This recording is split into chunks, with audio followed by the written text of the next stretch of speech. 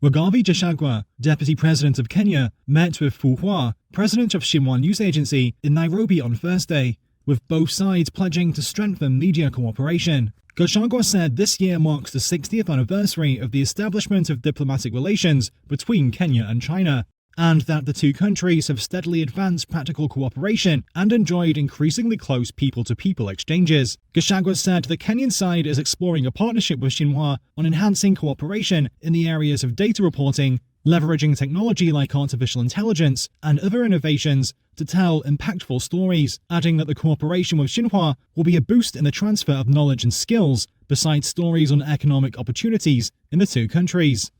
Fu said Xinhua, the state news agency of China with a global reach, has a long history of introducing China to Africa and covering African news to the world, contributing to stronger mutual understanding and people-to-people exchanges between China and Africa. Fu said Xinhua will continue to cover Kenya's development and the friendship between the two countries, share with Kenyan media the experience on the application of artificial intelligence, big data, and other emerging technologies in media coverage, and strengthen win-win cooperation under multilateral platforms and frameworks for media exchanges such as the World Media Summit and the BRICS Media Forum. Zhou Pingjian, Chinese ambassador to Kenya, attended the meeting. On the same day, Fu also met with Zainab Hawa Bangura, Director General of the United Nations Office at Nairobi, with the two sides exchanging views on how to work together to enhance public awareness of the United Nations Sustainable Development Goals and strengthen coverage of UN affairs.